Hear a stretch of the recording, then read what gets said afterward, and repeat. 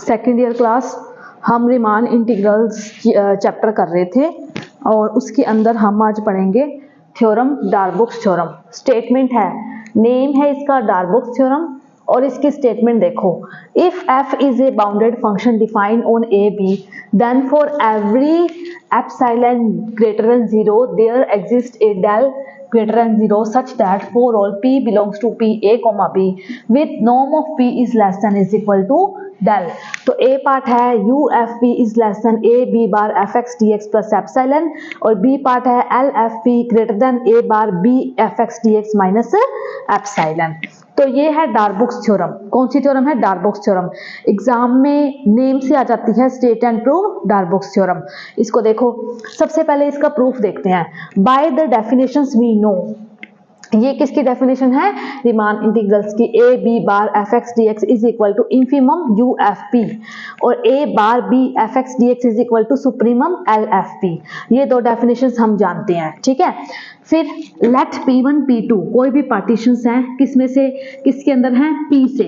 और p क्या है? a और b इंटरवल। a और b इंटरवल में इसमें कोई भी पार्टीशंस लिए हैं p1 और p2, ठीक है। तो इस पे डेफिनेशन लगाओ, u f p1 is less then a b f x dx plus epsilon, ठीक है। और l f p2 is greater then a b f x dx minus epsilon. इसमें प्लस किया एप्सिलॉन तो ये बड़ा हो गया, इसमें माइनस किया तो ये क्या हो गया? l f p2 बड़ा हो गया। p1 और p2 दोनों ही पार्टीशन है किसके अंदर से? इंटरवल a b में से। u के लिए p1 लिया है और l के लिए p2 पार्टीशन लिया है।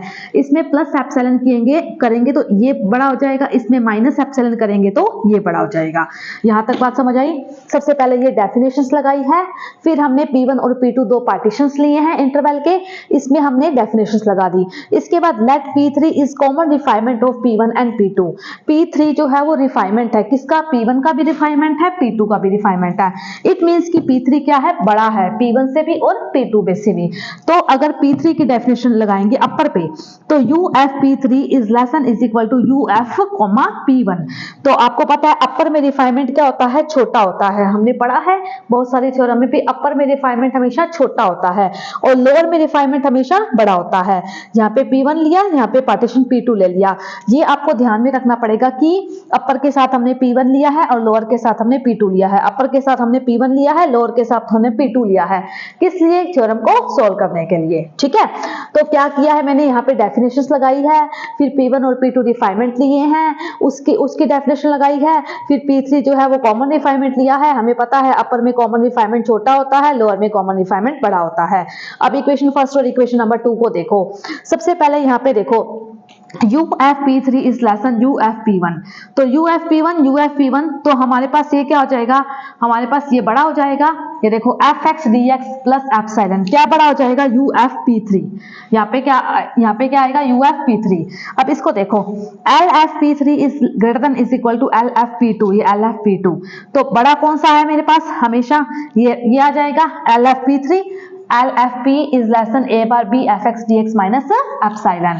अब वेयर, यहाँ पे देखो कंडीशन दे रखी है, where exist of where p जो है वो is norm of p is less than is equal to del है और ये क्या है? एप्सिलॉन जो है वो ग्रेटर देन 0 के बराबर है। तो where norm of p is less than del और डेल का मान मैंने क्या ले लिया? p3। डेल का मान मैंने क्या ले लिया? Norm of p3। तो यहाँ पे क्या आ जाएगा? p3। तो इसलिए यहाँ पे p3 की वैल्यू पुट की है यहाँ पे p। समझ आया आपको ये p कहां से आया? एक ही बात समझनी है कि p कहां से आया। क्यों? क्योंकि हमारे पास ये डेफिनेशन आपको समझ में आ गई। ये p3 कॉमन रिफाइनमेंट जो छोटा होगा, लोअर में जो है वो बड़ा होगा, ठीक है। अब इसको देखो, एक इस इक्वेशन को देखो, एक इस इक्वेशन को देखो। p1 ये पार्ट, p3 ये पार्ट, ये दोनों कॉमन आ रहे हैं। बड़ा कौन है? ये। तो बड़ा ये कर दिया। यहाँ पे आना चाहिए था p3 लेकिन मैंने यहाँ पे p दिया है। क्यों लिया है? क्योंकि मुझे पता है norm of p is less than is equal to del और डेल की वैल्यू क्या है? Norm of p3। तो यहाँ पे p3 की जगह मैंने क्या ले लिया? p। अब समझ आया? LFP2 is greater then a b fx dx, ठीक है, माइनस एप्सिलॉन और LFP3 greater than is equal to LFP2। LFP2 से दोनों मैच करेंगे और इनमें से बड़ा कौन सा होगा? LFP2। LFP3 होगा सबसे बड़ा। LFP3 बड़ा होगा तो यहाँ पे P3 की जगह क्या लगा है? P। क्यों? क्योंकि नॉर्म ऑफ P की value less than is equal to del और डेल की वैल्यू क्या है? P3। समझ में आया आपको?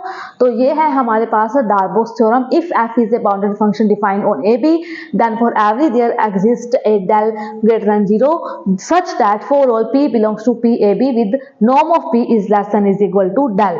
तो ये कौन सी थ्योरम है हमारे पास? डार्बोक्स। हाँ जी क्लास, एग्जाम्पल नंबर फर्स्ट कर रहे हैं हम। क्या दे रखा है? If f is defined on interval a, b and fx is equal to k, और k क्या है? कांस्टेंट है, और जो x की वैल्यू है वो इंटरवल a, b में से है। ठीक है, देन जो ये फंक्शन है ये रीमान इंटीग्रल्स में बिलोंग करेगा and a b fx dx की वैल्यू क्या होगी? k b minus k। तो एग्जांपल नंबर फर्स्ट क्या दे रखा है? एक कोई भी फंक्शन है वो इंटरवल a, b में डिफाइंड है। ठीक है, और उस फंक्शन की वैल्यू जो है वो किसके बराबर है? k के बराबर। हमेशा ही k के बराबर आएगी, चाहे x की वैल्यू इंटरवल a, b में से कोई सा भी रख ले। ठीक है, तो हमेशा उसका आंसर क्या आता है? k, और k क्या है? कांस्टेंट है। ठीक है, तो हमें ये बताना है कि जो ये f फंक्शन है वो रीमान इंटीग्रल में डिफाइन होगा, रीमान इंटीग्रल्स में बिलोंग करेगा, और a b fx dx की वैल्यू क्या होगी? k b minus a। तो सबसे पहले देखो, कोई भी पार्टीशंस ले लिया, p a, b, any partitions. p में हमारे पास सेट में एलिमेंट्स होंगे x0, x1, x2, xn। x0 की वैल्यू a होगी और xn की वैल्यू क्या होती है? b होती है, हमने पढ़ा हुआ है। द rth इंटरवल क्या होगा? ir, r की वैल्यू क्या होगी? 1 2 3 से लेके n तक। और कैपिटल mr और स्मॉल mr की वैल्यू क्या है? k, क्योंकि हमें दिया हुआ है कि fx का कोई भी मान रखो तो कितना आंसर आएगा? k, चाहे वो सुप्रीमम है चाहे वो इंफीमम है। ठीक है, तो हमेशा उसका मान क्या आएगा? ये देखो, x की वैल्यू कोई भी पुट करो इंटरवल में से तो उसका आंसर क्या आता है? k। x क्या है? इंटरवल a, b में से कोई सी भी वैल्यू है। ठीक है, तो UFP का मान रखते हैं। UFP की डेफिनेशन क्या होगी? r इज इक्वल टू 1 से लेके m तक कैपिटल mr डेल r। तो कैपिटल mr की वैल्यू k है हमेशा, और डेल r को क्या लिखेंगे? xr माइनस 1। k तो बाहर निकल गया, इसके ऊपर समेशन लगेगा। समेशन को खोलेंगे जब तो ये आएगा x1 minus x0 plus x2 minus x1 plus xn minus xn minus 1। x1 से x1 कटेगा, x2 से x2 कटेगा, xn माइनस 1 से xn माइनस 1 कटेगा, बचेगा क्या? xn minus x0। xn की वैल्यू क्या है? b, और x0 की वैल्यू क्या है? a। Equation number first. ठीक है, इस तरीके से हम क्या करेंगे? LFP निकालेंगे।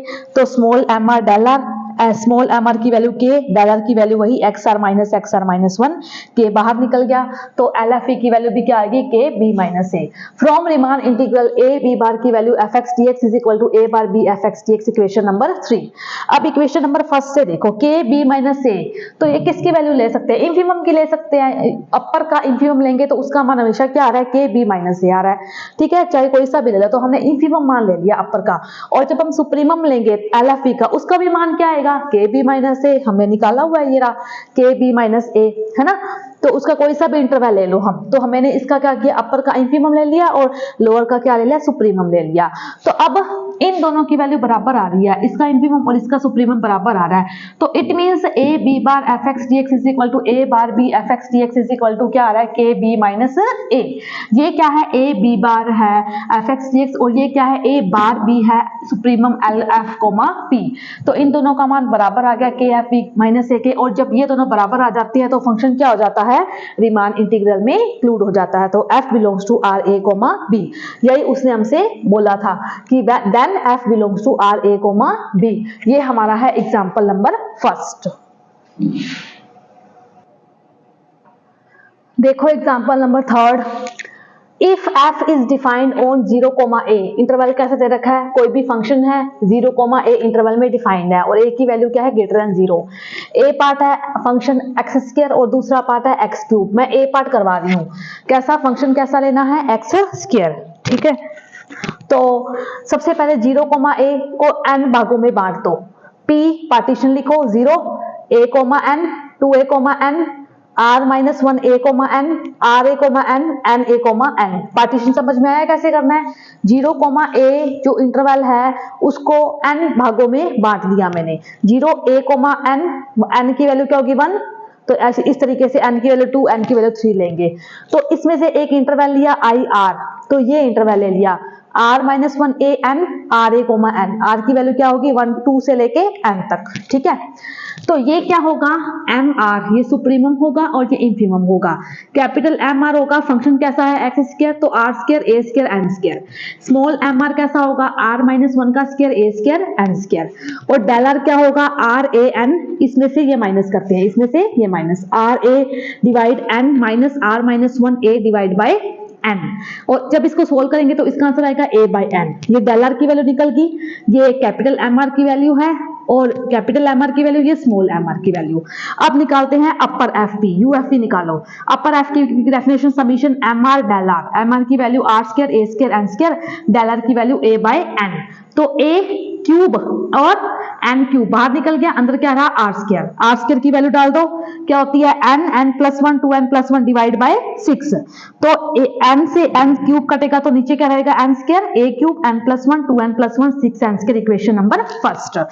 एल एफ निकालो, small M R del R, small M R की वैल्यू है आर माइनस वन का स्क्वायर ए स्क्वायर एन स्क्वायर और मल्टीप्लाई डेल आर की वैल्यू कितनी है ए बाय एन। तो इस तरीके से ये निकल गया A cube N cube R minus one का स्क्वायर। तो इसमें मान रखेंगे एन की जगह क्या रखेंगे आर माइनस वन, यानी कि एन, तो क्या आएगा मेरे पास N minus one N 2n minus one divide by 6। जैसे कैसे निकालते हैं, इसका मान है ना N N plus one 2n plus one divide by 6, तो इस एन की जगह क्या रखेंगे n माइनस वन रखेंगे, ठीक है। n माइनस वन, इसकी जगह रखा n माइनस वन, तो माइनस वन से प्लस वन कट गया n, और इसकी जगह रखेंगे n माइनस वन, तो आएगा क्या 2n माइनस वन, ठीक है। तो a cube n minus one 2n minus one 6n का स्क्वायर, ठीक है। ये n से n क्यूब कटेगा तो 6n का स्क्वायर। अब 0 bar a f x D x is equal to supremum l f comma p, l f p की वैल्यू यहाँ डाल दी, तो इसको जब खोलेंगे तो लिमिट आएगी, limit n tends to infinity, a cube divide by 6 बाहर निकल गया, n स्क्वायर है तो n स्क्वायर को इधर लिखा डिवाइड में, ठीक है, मतलब एक n को इधर लिखा एक n को इधर लिखा, इसके डिवाइड में n लेके जाओ तो n से n कटेगा 1 अपॉन में n, इसके डिवाइड में n लेके जाओ तो n से n कट गया, बचा क्या 2 और 1 अपॉन में n स्क्वायर है, एक n इधर लगाना है, नीचे एक n इधर लगाना है, एक n इधर लगाओगे एक n इधर लगाओगे, ठीक है, फिर n दोनों के डिवाइड में, फिर n दोनों के डिवाइड में, तो क्या आएगा a cube divide by 6 1 minus one upon में n 2 माइनस वन अपॉन में n। लिमिट लगाओ, ये जीरो, तो a cube divide by 6 multiply 2 से 6 कटेगा तो क्या आएगा a क्यूब डिवाइड बाय 6। इस तरीके से 0 a bar F x D X की वैल्यू होती है infimum you F P, infimum की वैल्यू मैंने ये निकाल रखी है। इस तरीके से a क्यूब डिवाइड बाय 6 बाहर निकल गया, n स्क्वायर था, n प्लस वन के नीचे n प्लस वन के नीचे n लगाया, 2n प्लस वन के नीचे भी n लगा दिया, फिर दोनों के नीचे डिवाइड कर दिया, तो ये भी क्या आ गया a क्यूब डिवाइड बाय 3, ठीक है। a bar F x D x is equal to 0 से लेके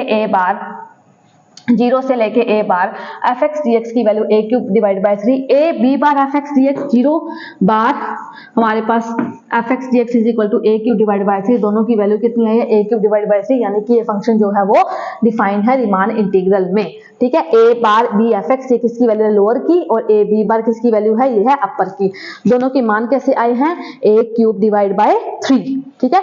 ये फंक्शन डिफाइन है किसमें रीमान इंटीग्रल में।